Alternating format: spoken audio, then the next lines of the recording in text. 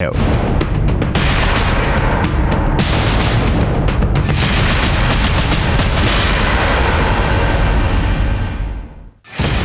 देख रहे हैं आमने सामने नूरुल आरफीन के साथ। अस्सलाम वालेकुम नाजरीन, मैं हूं नूरुल आरफीन सिद्दीकी और आप देख रहे हैं आमने सामने।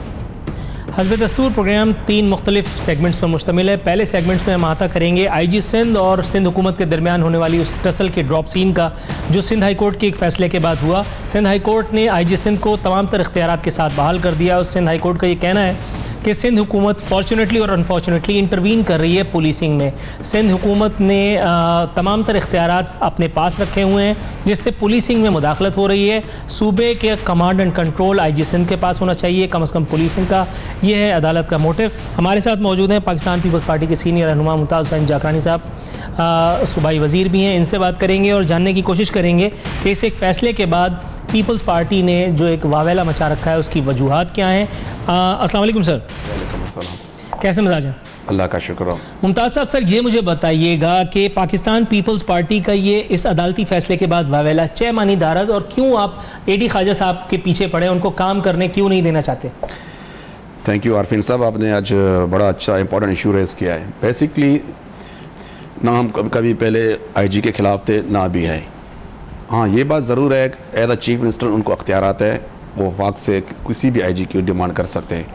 ये एज आइनी अख्तियारात ये एज अ चीफ मिनिस्टर साहब को हैं और चारों सूबों में। अनफॉर्चुनेट बदकिस्मती से ये सिंध में हमारे साथ ज़्यादती होता रहता है। ठीक है, सूबे के हेड कौन है? सूबे के head as a chief minister साहब हैं, तो वो ही हैं। खुदा ना खास्ता कल ज़िम्मेदार रिस्पॉन्सिबिलिटी किसकी बनती है? एज अ चीफ मिनिस्टर की। तो IG साहब के अख्तियारात से हमें कोई वो नहीं। IG साहब को ये अख्तियारात ऑलरेडी पहले भी थे और अभी भी हैं। रही बात, अभी ऑलरेडी IG साहब को एक जहन में बात आ चुका है कि 3 साल, अब उनकी जहन में होगा ये 3 साल तक तो मैं बैठा रहूँगा, मुझसे कोई पूछने वाला कोई नहीं होगा। तो मुझे बताएं चारों सूबों में आज तक 10 साल में कौन से IG ने 3 साल की टेन्योर पूरी की? सर, मुश्ताक मेहर साहब को हटाने के बाद आपने गुलाम कादिर थेबो का तकर्रुर किया। गुलाम कादिर थेबो के नामे अमाल में मां सिवाय पाकिस्तान पीपल्स पार्टी के वफादारियों के और क्या है, उनको DG एंटी करप्शन भी बनाया और बहुत सारी चीज़ें की। उसके बाद शहर में क्राइम रेशियो भी बढ़ा। उसके बाद फिर दोबारा उनको हटा करके फिर मुश्ताक मेहर के कोर्ट में जो है वो बॉल डाल दी गई। तो ये पिंग पोंग ही चलती रहेगी। तो पुलिसिंग कब होगी? नहीं, पुलिसिंग हमने तो पुलिस को फ्री हैंड दे रखा है और उसी की वजह से तो आज देख रहे हैं शहर में अमन। सर, आपने पुलिस को फ्री हैंड दे रखा है, पुलिस ने क्रिमिनल्स को फ्री हैंड दे रखा है। पुलिस ने कोई क्रिमिनल को पहले ना दी थी ना अभी दी है। जहाँ तक आप थेबो साहब की बात कर रहे हैं, थेबो सीनियर ऑफिसर्स हैं, उसमें कोई शक नहीं है। उसने वो पहले भी चलाया था, अभी भी चला रहे हैं। अब हटाना ये नॉर्मल की रूटीन की होती रहती है, इसमें आप इसकी पॉलिटिकल। सईद गनी साहब को क्यों इतनी कोई पर्सनल रेफरेंस? वो कह रहे हैं कि सूबे के आईनी वजीर आला के साथ साथ वो पुलिस के चीफ मिनिस्टर बनना चाह रहे हैं AD ख्वाजा साहब। AD ख्वाजा में क्या ऐसी बुराई है सर? कोई करप्शन का इल्जाम है? क्या मामला क्या? देखिए, हमें AD ख्वाजा हो या कोई जमाली साहब हो, हमें कोई IG से कोई इख्तिलाफात, पीपल्स पार्टी अपनी पॉलिटिक्स करती रहती है। हमें कोई पुलिस की सियासत हम नहीं करते, ना पहले हमने की है, ना पुलिस पे हम एतबार करते हैं। पॉलिटिकल लोग हैं, पुलिस आज है, ID ख्वाजा कल चला जाएगा, कोई भी आएगा। इससे पहले भी जमाली आएगा, चला जाएगा। CM भी दूसरा है। CM को एटलीस्ट तो आवाम तो मुंतखब करते हैं, हमें पब्लिक का मैंडेट है। अगर ये नहीं होता फिर आप चीफ मिनिस्टर भी IG को बनाए बैठाएं, उसको फिर वही काम चलाता रहेगा। लेकिन सर ये मुझे बताइए, आपको अगर एक सिंध में कोई रिस्पांसिबिलिटी होती है, खुद सिंध में खुदा ना खासा इस किस्म का कोई इंसिडेंट होता है तो कौन पूछेगा? सर, आपको अगर एक बेइख्तियार वजीर बना करके और एक डमी वजीर के तौर पे बिठा दिया जाए, आपके पास इख्तियारात कोई ना हो और आपसे फिर जवाब तलबी भी की जाए, इसी तरह से AD ख्वाजा के दांत अगर आप निकाल लें और उनसे पूछें कि शहर में वारदातें क्यों हो रही हैं, कैसे करेगा? ट्रांसफर पोस्टिंग्स आप कर रहे हैं और IG आपने उसको बना रखा है, सिर्फ इल्जाम है ना उसके ऊपर IG होने का।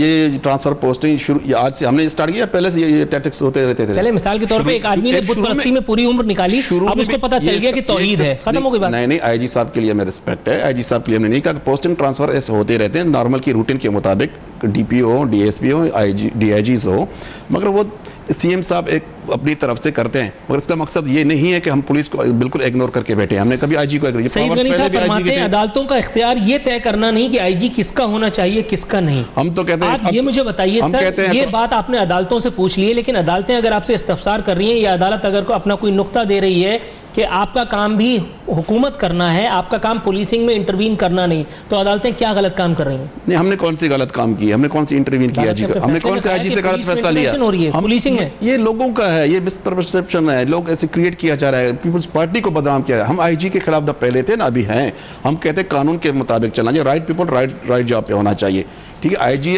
सबऑर्डिनेशन चीफ मिनिस्टर के अंडर आते हैं, इट मीन्स नहीं है कि आईजी फुल फ्लेज होना चाहिए। अब आईजी को आप फुल फ्लेज बना देंगे तो वो कैसे चीफ मिनिस्टर को मानेगा, एकामत मानेगा? अब मुझे आप बताएं, अभी होम मिनिस्टर का क्या रोल रहेगा? अच्छा, मिसाल के तौर पे मुझे एक बात बताइए, आपने सूबे में गुड गवर्नेंस का एक मिसाल अमली नमूना पेश करना है, क्या गलत है या क्या दिक्कत है इसमें कि आप एडी ख्वाजा से कॉम्प्रोमाइज़ करके, मैं कॉम्प्रोमाइज़ का जुमला इस्तेमाल कर रहा हूँ, मुराद अली शाह साहब आपकी सरकार कॉम्प्रोमाइज़ करके एडी ख्वाजा के साथ और एक अच्छी गवर्नेंस की तरफ क्यों नहीं बढ़ते? आप क्यों इस एक पॉइंट पे स्टक हुए? नहीं, हमने हमारी कोई, आप जो कह रहे हैं, लोगों ने एक मिसपरसेप्शन क्रिएट किया है कि हमारी कोई आईजी साहब से कोई पर्सनल कोई नाराजगी है, ग्रीवेंस है, कोई सर, अब आप सुप्रीम कोर्ट में जा रहे हैं तो बात साबित हो गई है कि आप इस फैसले के खिलाफ हैं, तो आप इस एक फैसले के पीछे क्यों पड़ गए? एक वर्डिक्ट आ गया, सर तस्लीम हम ये अगर जाना एक हमारा आईनी हक बनता है, अगर हम जा रहे हैं, हमें कोर्टों का एहतराम है, अगर उस कोर्ट के अगर ऑर्डर को हम चैलेंज करना एक आईनी हमारा हक है सुप्रीम कोर्ट में जाना। मगर इस तरह का इंटरवीन जो मिस्टर आईजी, आप लोग कह रहे हैं कि हमें आईजी से कोई शिकायत है, तो हमें कोई शिकायत, हम चाहते हैं, चलो मुझे बताएं पंजाब में क्या होता है, पंजाब में कोई इस तरह है, हम तो कहते हैं जो भी हो चारों सूबों में होना चाहिए। नहीं है ना पंजाब में, ये फैसला इतना निगरान नहीं हुआ। पंजाब तो बादशाह है, निगरान वहाँ होगा नहीं, ये सारे हमारे लिए है निगरान। 100 नोटिस पहले प्राइम मिनिस्टर किसी जमाने हमारे खिलाफ हुआ करते थे ना, आजकल क्या है?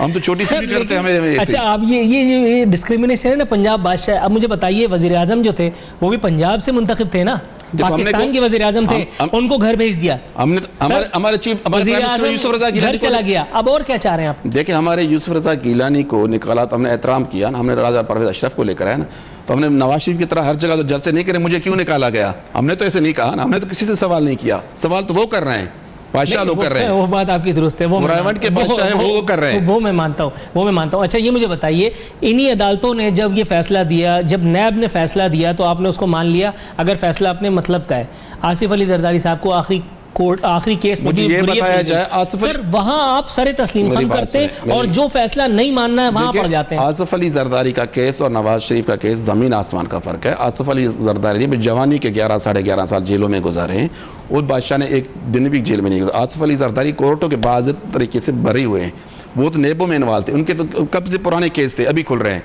हमने तो नहीं कहा जीआईटी की बनी जो खुशी मिठाइयाँ ये तकसीम कर रहे थे, हमने तो नहीं कहा हमने जीआईटी हमने बनाए, पनामा पीपल्स पार्टी तो लेकर नहीं आई, ये तो ऊपर से उम्र। सर लेकिन ये सूबे का जो पनामा चल रहा है इतने अरसे से, आईजी वर्सेस पीवीपी, कुछ भी नहीं है, इसका भी तो ड्रॉपिंग करें ना। ये इंशाल्लाह अब आप सुप्रीम कोर्ट में जा रहे हैं, अगेन फिर वही टसल वाली। हमारी टसल कोई नहीं होगी, एज रूटीन के मुताबिक हम काम कर रहे हैं, जो आईजी जो काम कर रहा है उसको हम फॉलो कर रहे हैं, इस तरह का नहीं हमको इंटरवीन कर रहे हैं। कोई आईजी मुझे आप बताएं, आज तक हमने कोई जो सुबह से लेकर कल जो ऑर्डर हुए, कोई आईजी को हमने डिस्टर्ब नहीं किया, हम आईजी को। सर आईजी तो डिस्टर्ब है, मुलाहिजा कीजिए नाजरीन, आईजी साहब कितने डिस्टर्ब हैं। चलाएं जी, वो क्या है वॉक्स पॉप उनका।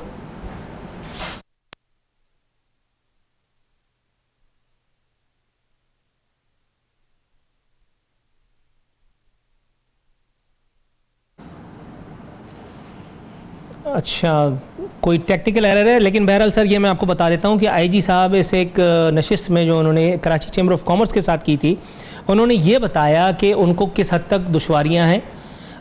जो लोग जिन्होंने माजरत के साथ जिन्होंने पुलिस को टारगेट किया, वो लोग अनफॉर्चुनेटली और फॉर्चुनेटली ऐवानों में बैठे रहते थे, और उसके बाद पुलिस को कितनी दिक्कत हुई अमन अमान को बहाल करने में, ये भी तो उन्हीं अदवार में हुआ ना जिनका मैं और आप जिक्र कर रहे हैं। देखें, ये पुलिस की टारगेट किलिंग आज से नहीं हुई, ये 90 से शुरू हुई थी, तो आपको पता होना चाहिए। देखिए, हमने कब कहा कि आप पुलिस टारगेट किलरों को ना पकड़ें, हम तो पुलिस के साथ हैं, पुलिस के जवानों ने शहादत नसीब की, सियासतदानों ने जान नौशीन की, फ़ौज ने अपनी जान शहादत दी, हम तो इस चीज़ की इज़्ज़त और रिस्पेक्ट करते हैं। जहाँ तक आईजी का मुझे बताएं, आईजी को कोई तकलीफ़ क्या थी, मुझे ये बताएं।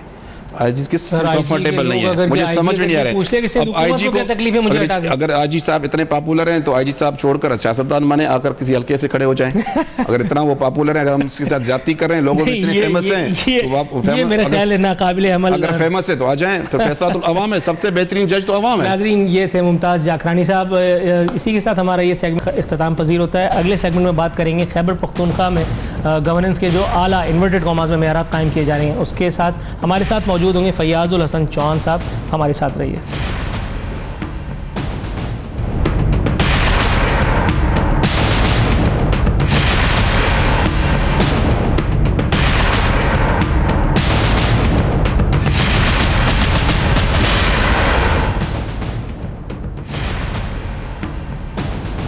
वेलकम बैक नाजरीन। प्रोग्राम के दूसरे हिस्से में हम दाखिल हो चुके हैं। यहाँ हम बात करने वाले हैं खैबर पख्तूनख्वा में गुड गवर्नेंस के उन आला इन्वर्टेड कॉमास में मेयारात की जो पीटीआई की हुकूमत ने कायम किए हैं। जहाँ नलकों में पीने का पानी नहीं आता, जहाँ गुस्ल खाने में किसी को पानी गुस्ल के लिए दस्तियाब नहीं है, वहाँ खैबर पख्तूनख्वा की हातिम ताई हुकूमत ने 2.25 करोड़, जी हाँ 2.25 करोड़ रुपए की खतीर रकम से शाही मेहमानों के लिए गुस्ल का मंसूबा बनाया था। 2.25 करोड़ रुपए से स्विमिंग पूल का एक आलीशान मंसूबा बनाया था।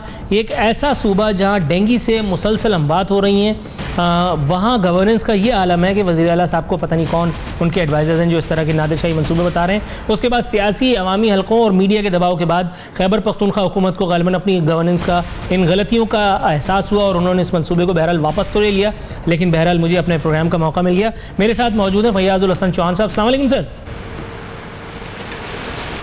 वालेकुम सलाम। कैसे मिजाज हैं?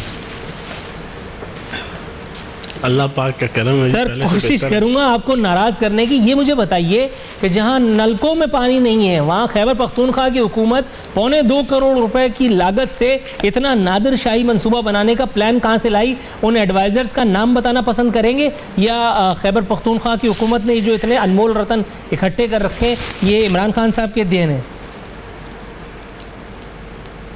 बिस्मिल्लाहिर्रहमानिर्रहीम। मैं तो समझता हूँ नूरुल आरफीन साहब कि आपका तो ये सवाल बनता ही नहीं था, क्योंकि हादसे से बड़ा सानहा ये हुआ, लोग ठहरे नहीं हादसा देखकर कि मज़दाक जिस अंदाज से पंजाब, सिंध और मरकज़ के अंदर हुकूमतें चल रही हैं कि एक ब्लंडर के बाद दूसरा ब्लंडर, दूसरे के बाद तीसरा ब्लंडर, उसके बाद चौथा ब्लंडर और एक ही तरह का ब्लंडर बार बार, बल्कि प्लंडर। लेकिन आपने खुद अपने मुंह से कह दिया कि ये 1.25 करोड़ का प्रोजेक्ट आ रहा था, पता नहीं आ रहा था नहीं आ रहा था। अगर आपने इमरान खान साहब की प्रेस कॉन्फ्रेंस कल जो है वो सुन चुके होते तो शायद आप ये फिक्रा भी ना कहते कि आ रहा था। जनाबे वाला कोई किसी किस्म का प्रोग्राम नहीं था, कोई किसी किस्म का जनाब ADPP में उसका जनाब फंड नहीं था, कोई आप वहाँ पे जनाब स्विमिंग पूल बनने का जनाब आपका CM हाउस में बनने का कोई प्रोग्राम नहीं था। ये महज चंद जो है वो आपके एंटी PTI गवर्नमेंट के और जो नून लीग के हवारी हैं उन्होंने उसको हाईलाइट करने की कोशिश की, लेकिन उसको स्नप कर दिया, उसको शटअप कॉल दे दी गई प्रॉपर पॉजिटिव तरीके से KPK की हुकूमत की तरफ से भी। और इमरान खान साहब ने खुद प्रेस कॉन्फ्रेंस करके बिल्कुल वाजे कर दिया कि किसी किस्म की कोई इस किस्म की सिक्काशाही जो है वो KPK के अंदर नहीं चलेगी। अच्छा, ये मुझे बताइए सर, यहाँ तर्जुमान वज़ीर आला का एक बयान मेरे हाथ में मौजूद है। वो फरमाते हैं कि सिक्योरिटी मकासद के लिए वज़ीर आला को वज़ीर आला हाउस मुंतकिल होने का मशवरा दिया गया, लेकिन उन्होंने अवामी मफाद में वज़ीर आला हाउस मुंतकिल होने से साफ इनकार कर दिया। ताहम सिक्योरिटी एहलकारों की मुसलसल गुजारिशात पर हुकूमत ने उनके लिए एक आम से बंगले में रहाइश का इंतज़ाम किया जिसमें इंतज़ामी सेक्रेटरीज रहते थे। वज़ीर आला उसमें शिफ्ट हो गए। सर, ऐसे ही कोई आम सा बंगला मुझे भी दिला दें, मैं यहाँ तो रहने को 120 गज का मकान नहीं है। ये आम सा बंगला कैसे होता है? बंगला तो बंगला होता है। आप मुझे कहते हैं, आपने सवाल पूछा कि गुड गवर्नेंस, अब तसल्ली से जो ना ये मेरी 1 मिनट गुफ्तगू सुन लीजिएगा। राइट टू सर्विसेज बिल के तहत पिछले 2 सालों में 1 करोड़ 74 लाख लोगों ने कम से कम 20 से 25 डिपार्टमेंट और मिनिस्ट्रीज हैं उसके हवाले से जनाब अपनी एप्लीकेशंस दी। 99% लोगों को फुलफिल किया गया और उसको एड्रेस किया गया।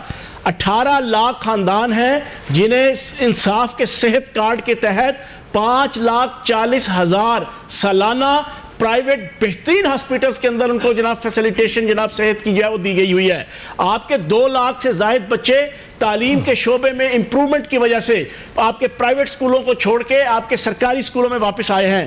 आपके KPK में अभी आपका वफाकी शुमारियाती अदारा स्टैटिस्टिकल डिवीजन पाकिस्तान का कि जो नून लीग की हुकूमत के अंडर आता है, उसकी रिपोर्ट आई है कि आपकी KPK हुकूमत ने 50% जो है वो गुर्बत कम कर ली। आपकी 2013 के अंदर सर माजरत के साथ यहाँ अब 12% हो गई है। और फैयाज हसन चौहान साहब वक्त की कमी का शिकार हुए। आपकी गुड गवर्नेंस का सफर जारी है, लेकिन साथ साथ डेंगू से होने वाली अमवात का सिलसिला भी बदस्तूर जारी है। 60 से ज्यादा अमवात अब तक हो चुकी है। सर, इस नाअहली की क्या तौजीह पेश करेंगे आप? पंजाब के अंदर 9 सालों से ये आपके यंग डॉक्टर्स को जो है वो सर्विस स्ट्रक्चर नहीं दे सके। हमने KPK के अंदर सर आपका खुतबा सब सुन चुके हैं। मुझे ये बताइए कि डेंगू से होने वाली अमवात रोकना किसकी जिम्मेदारी है? पढ़े लिखे इमाम मस्जिद जो है वो नामजद करने चले हैं। आपके KPK के अंदर जनाबे वाला पहली दफा आपको नजर आएगा कि वहां पर पुलिस का निजाम बेहतर हुआ, पटवार का निजाम बेहतर हुआ। सर मेरा सवाल ये नहीं है, फैयाजुल हसन चौहान साहब आप जो बात कर रहे हैं वो मेरा सवाल नहीं है, मेरा सवाल कुछ और है। मैं आपका नाम पूछ रहा हूं और आप मुझे शनाख्ती कार्ड नंबर बताने पे तुले हुए हैं। ये आप ना बुलाएं, इनका आपस में कोई नहीं, मेरा सवाल यह है कि डेंगू से होने वाली अमवात रोकना सूबाई हुकूमत की जिम्मेदारी क्यों नहीं है? 100 साल हुकूमत करने वाले JUI, ANP, पीपल्स पार्टी, नून लीग। सर सवाल चना तो जवाब गंदुम कैसे हो सकता है? फैयाजुल हसन चौहान साहब, सवाल चना जवाब गंदुम क्यों? मैं ये पूछ रहा हूं डेंगू पर काबू नहीं पाया जा सका, गुड गवर्नेंस कैसे हो रही है? मैं गंदुम का जवाब आटा तक नहीं दे रहा, मैं गंदुम का जवाब गंदुम दे रहा हूं। आपने अपने प्रोग्राम का आगाज मेरे से ये किया था गुड गवर्नेंस, तो जनाबे वाला इसको गुड गवर्नेंस ही कहते हैं। सर गुड गवर्नेंस के शिकार वो 60 लोग भी थे ना जिनकी अमवात हो चुकी है डेंगू से। अब तक आपकी गुड गवर्नेंस ने उन तक पर्चे नहीं फैलाए थे। पटवार को ठीक करना गुड गवर्नेंस है। सर खुदा का खौफ करें, पटवार को इलाज थोड़ी करेगी, पटवार डेंगू से होने वाली अमवात थोड़ी रोकेगी, वो तो फैयाजुल हसन चौहान या खैबर पख्तूनख्वा की हुकूमत ने रोकी है। गुड गवर्नेंस है। नूरुल आरफीन साहब, सर इस चीज को समझ आनी चाहिए। माशाल्लाह एंकर है सर, एंकर इस वक्त तो मैं वाटर टैंकर समझ रहा हूँ अपने आप को, क्योंकि जितना पानी में बहा रहा हूँ वो चिकने घड़े की तरह से निकल जा रहा है। आप मेरे किसी सवाल का जवाब देने की मूड में नहीं है, आप फुटबॉल खेल रहे हैं, मेरे तमाम तर सवाल आप पर नाकाम दिखाई देते हैं। 8-10 फिगर्स दिए हैं सिर्फ, ये 8-10 फिगर्स आज तक पाकिस्तान 70 सालों में कोई वफाकी हुकूमत, कोई सूबाई हुकूमत नहीं कर सकी, जो हमने 3 सालों के अंदर, 4 सालों के अंदर जो अल्लाह पाक के करम से किए हैं, इसको कहते हैं गुड गवर्नेंस। अच्छा, वो डेंगू वालों को भी अल्लाह पाक के हवाले करके सूबे से निकल आए हैं आप? सुने, ये भी सुन ले जनाबे वाला, 2011 के अंदर सिर्फ लाहौर के अंदर 12,000 लोग मुतासर हुए थे डेंगू से और 126 लोग मरे थे। 2015 के अंदर आपके 7,500 लोग लाहौर के अंदर इफेक्ट हुए थे। मैं खैबर पख्तूनख्वा की बात कर रहा हूं, लेकिन हमारे स्टैटिस्टिक्स पंजाब का हमारे पास जो है वो 4,500 लोग आए, उनमें से 18 लोग जो है वो डेड हुए, लेकिन बाकी सारे रिकवर होके गए। और हमने तमाम अस्पतालों के अंदर बेहतरीन वहां पे वार्ड्स बनाकर, और वहां पे हमने हर यूनियन काउंसिल के अंदर जो नीचे 3 विलेज काउंसिल्स हैं उनको इख्तियार दिया है कि वो स्प्रे करने के हवाले से, मेडिसिन के हवाले से अपना जो खर्चा करेंगे वो आपकी KPK की हुकूमत बर्दाश्त करेगी। अच्छा, ये मुझे बताइए प्रोग्राम में, ये मुझे बताइए सर, बहुत कम वक्त रह गया है। MD खैबर बैंक के इशू को इतना जो हाईलाइट किया गया, उसके बाद फिर आपने जमात इस्लामी को एक लॉलीपॉप दिया और उनकी रिटायरमेंट से कुछ दिनों पहले आपने उनको टाटा बाय बाय कर दिया। ये आपने क्यों किया? जमात इस्लामी वाले तो सीधे लोग बेचारे, वो नहीं समझ सके आपकी पॉलिटिक्स। आपकी इतला के लिए अर्ज है कि शमसुल मुल्क साहब आपके जना ये जो MD हैं आपके खैबर बैंक के, इनका जनाब क्लैश चला मुजफ्फर सैयद साहब के जो वजीर खजाना है, सिर्फ एक जो है वो मिसअंडरस्टैंडिंग की बुनियाद पे। वो मिसअंडरस्टैंडिंग ये थी कि कोई भी किसी बैंक की नई ब्रांच बनती है तो वो बैंक के खर्चे पे ही उसकी इनॉग्रेशन भी होती है और उसकी जनाब आपकी इब्तदाई जो फंक्शन होता है वो भी उसी के खर्चे से होता है। तो मुजफ्फर सैयद साहब ने 6-7 नई ब्रांचेस बनाई। वहां पर अगर उन्होंने पोलिटिकली कुछ लोगों को इकट्ठा करके वहां पर तो ये समझे कि ये आप जनाब गलत काम कर रहे हैं, लेकिन बाद में जब उन्हें इंफॉर्मेशन सही मिली तो उन्होंने माफी मांगी मुजफ्फर सैयद साहब से, आपके जनाब खैबर बैंक के MD ने, और उन्होंने कहा जी कि मैंने कंफ्यूजन की बुनियाद पे ये सारा कुछ हुआ। खैबर बैंक ने पिछले 4 सालों में जो परफॉर्मेंस दी है, उससे पहले के उसके जो 21 साल हैं, 1991 के अंदर ये बना था और 1994 में शेड्यूल बैंक का इसको दर्जा मिला था। उस वक्त से लेके आज तक सिर्फ ये 3 साल हैं कि जिसमें इसकी सरमायाकारी भी बढ़ी, इसके एहसास भी बढ़े, इसकी परफॉर्मेंस भी बढ़ी। राइट सर, फैयाजुल हसन चौहान साहब आपका नुक्ता कन्वे हो गया, लेकिन अनफॉर्चुनेटली यहाँ मुझे ब्रेक के लिए कहा जा रहा है। नाज़रीन, ब्रेक के बाद प्रोग्राम में सेगमेंट 3 में एक और इंपॉर्टेंट इशू की तरफ आएंगे। प्रोग्राम के इस हिस्से में हमारे साथ मौजूद होंगे MQM पाकिस्तान के रिप्रेजेंटेटिव अली रजा आब्दी साहब। हमारे साथ रहिएगा।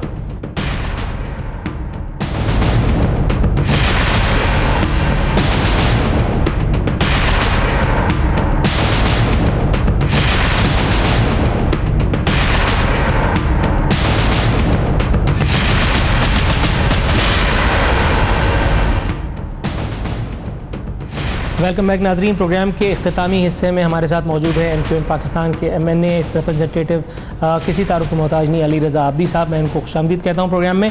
इस हिस्से में हम बज़ाहिर एक बहुत छोटे, एक बहुत ही शायद क्लैरिकल, लेकिन एक बहुत इंपॉर्टेंट इशू के ऊपर बात करने वाले हैं। कराची में रहने वाले जानते हैं कि उनको शारा फैसल पर ट्रैवल करना कितना ज़्यादा सिग्निफिकेंट होता है। कोई आदमी शारा फैसल को अवॉइड नहीं कर सकता। जिना टर्मिनल से आप लेफ़्ट साइड पर जब जाते हैं पूरा रोड जिन्ना टर्मिनल टुवर्ड्स कायदाबाद बर्बाद है। मैं अपने एक इंटरव्यू में सीएम से इंटरव्यू कर चुका हूँ। इंटरव्यू में मैंने उनसे पूछा कि ये किसकी जिम्मेदारी थी, किसका फॉल्ट है कि जिसकी वजह से ये रोड तामीर नहीं हुई। उन्होंने स्ट्रेट अवे नाम लिया मेयर कराची वसीम अख्तर साहब का। वसीम अख्तर साहब जो हैं उन्होंने इस जगह का दौरा भी किया। काला बोर्ड इंटरसेक्शन बंद कर दिया गया है, शारा फैसल आने के लिए कोई वे आउट नहीं है। Stargate intersection authorities inverted commas ने पता नहीं किस अकल से उन्होंने वो इंटरसेक्शन भी बंद कर दिया। अब आप स्टारगेट से, पुराने एयरपोर्ट से शारा फैसल पे भी नहीं निकल सकते। आपके पास ओनली वे आउट है कि कायदाबाद से अगर आप आ रहे हैं तो उन्हीं धक्कों, उन्हीं रास्तों का आप जो है वो मुंह देखें कि जिनका आप मुंह देखना शायद आलम होश में तो नहीं चाहेंगे।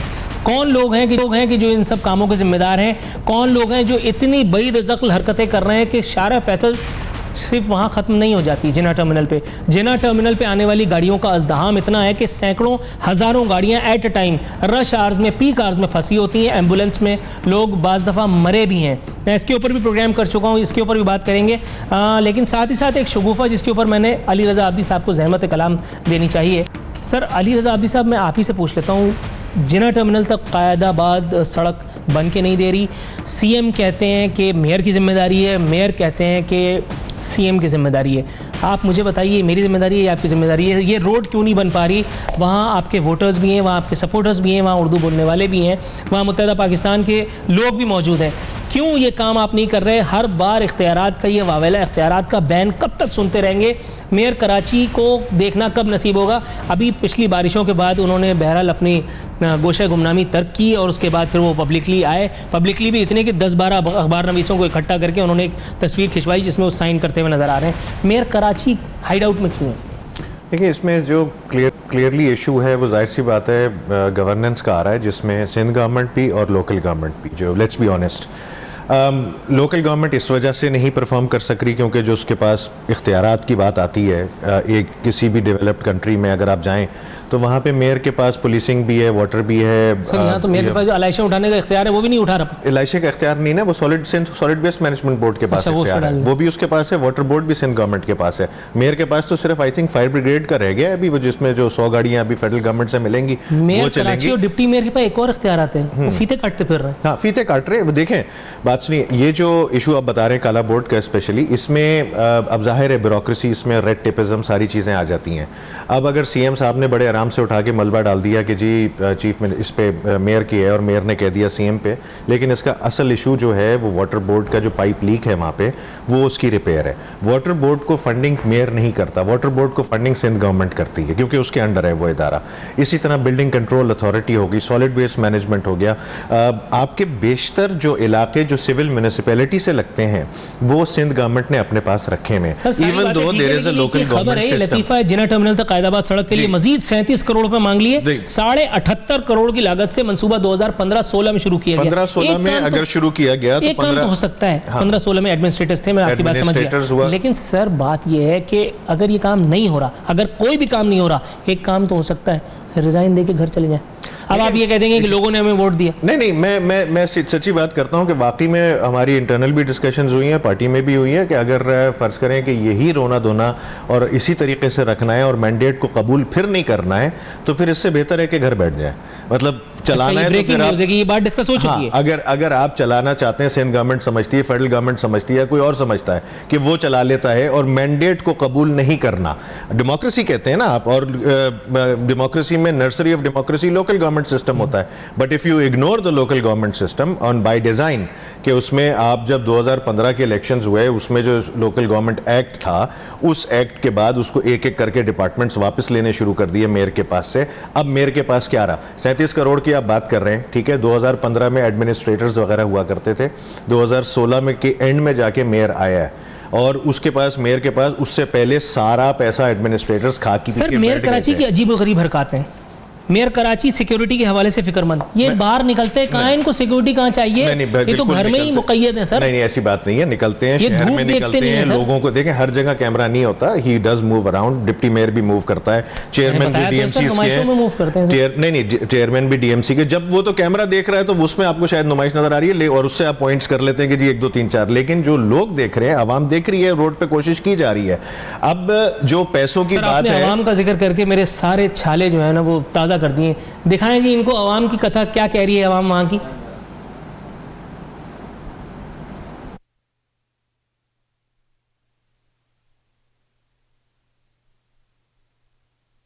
वीडियो नहीं आ रही, लेकिन मैं आपको कसम खा के बता सकता हूं कि इनमें से एक आदमी भी नहीं है मुझे जो पता है KMC से, वसीम अख्तर से, सिंध हुकूमत से या मुराद अली शाह से खुश हो। देखें, नाराजगी है, हम अपने इलाकों में जाते हैं, हमें वहां पे भी सुनने को मिलता है और बिल्कुल यही बात होती है। अब आप शारे फैसल अगर आप बना रहे हैं कितने अरबों रुपए की, 2 अरब रुपए की, यार तो काला बोर्ड तक भी तो बना रहे थे ना आप, उसको क्यों वो हिस्सा क्यों मेयर के ऊपर डाल दिया आपने? जब आप तो इन्वेस्टमेंट कर रहे हैं, जाता मेयर फंड पे फंड मांगे जा रहे हैं। देखिए फंड मांग रहे हैं ताकि मेयर के पास तो मैंडेट है, उसने तो सोल्यूशन देना है ना, उसने तो सॉल्व करना है। तारिक रोड आपने, अच्छा मुझे तारिक रोड का एग्जांपल मैं बता दूं आपको, एक मुझे बता दीजिए कि वो जो कि 20 करोड़ में बननी थी तारिक रोड, वो 67 करोड़ में बनी, रिवाइज होने के बाद 92 करोड़ तक गई और बारिश के बाद एक हिस्सा भी पूरा खा गया। नईम से मैंने इंटरव्यू किया, उन्होंने कहा कि नेमतुल्लाह खान जो काम 100 रुपए में कर रहे थे वो काम मुस्तफा कमाल ने 1000 रुपए में किया। लेकिन नेमतुल्लाह खान साहब का दौर अगर 2001 का था तो 2005 में उसके बाद जो एक्सपेंसेस अगर बढ़ते थे या चीज महंगी होती थी तो उसके हिसाब से रिकॉस्टिंग हो जाती थी। यही बात तो यहाँ भी कही जा सकती है। ये तो अभी हो रहे हैं ना, अभी की जो कॉस्टिंग है उस कॉस्टिंग को मैं बता रहा हूँ, उससे कंपेयर कर रहा हूँ कि 18 करोड़ 20 करोड़ में अगर आप किसी एक इंडिपेंडेंट। अच्छा, मेयर कराची का मसला एक और भी है, मेरा ख्याल है बहुत, मतलब माजरत के साथ आप बुरा न मानिएगा, मटीरियलिस्टिक भी है। जब बात की जाए उनसे काम करने की तो फौरन पैसे मांगने लगते हैं। अच्छा, जब वोट मांगने गए थे तब ये किसी से नहीं कहा था, होशियार बहुत है माशाल्लाह, ये बात तो दाद देनी पड़ती है। कभी उन्होंने ये नहीं कहा कि मैं मुझसे काम करवाने के लिए कहोगे तो मैं इख्तियारात करो ना रहूंगा। अभी बात हो रही है, अभी सर मैं इनका बयान बढ़ा देता हूं, कराची को 25 अरब नहीं 2500 अरब की जरूरत है। शहर की मौजूदा सूरत-ए-हाल वाटर बोर्ड और सॉलिड वेस्ट मैनेजमेंट बोर्ड की कोताही का नतीजा है। तो इनको फिर निशाने हैदर दे दें कि ये बैठ करके तमाशा देख रहे हैं, ताली बजा रहे हैं। सारा काम उन्होंने सॉलिड वेस्ट मैनेजमेंट पे डाल दिया, वाटर बोर्ड पे डाल दिया। 2500 अरब रुपए किस अकाउंट में रखेंगे? देखिए, अगर आप जो हमारी इलेक्शन कैंपेन थी उसमें अगर आते और जो हम लोगों की स्पीचेस थी, हम स्पीचेस में हमने यही कहा था कि अल्लाह अल्लाह करके सुप्रीम कोर्ट ने लोकल गवर्नमेंट का इलेक्शन अनाउंस कराया, ठीक है। हम इस SLGA को नहीं मानते, ये हम कहते थे, अपनी स्पीचेस में कहते थे। लेकिन हम ये भी कहते थे कि जी जब आप हमें मैंडेट देंगे तो हम उस मैंडेट के बेसिस पे कोर्ट में भी जाएंगे, अपनी आवाज़ भी उठाएंगे और इख्तियारात भी लेंगे इस डिपार्टमेंट के लिए। कोर्ट में हम चले गए, सुप्रीम कोर्ट में आर्टिकल 140A के तहत जो उसकी डेफिनेशन का है वो केस ऑलरेडी है वहाँ पे और एक्सेप्ट हो गया।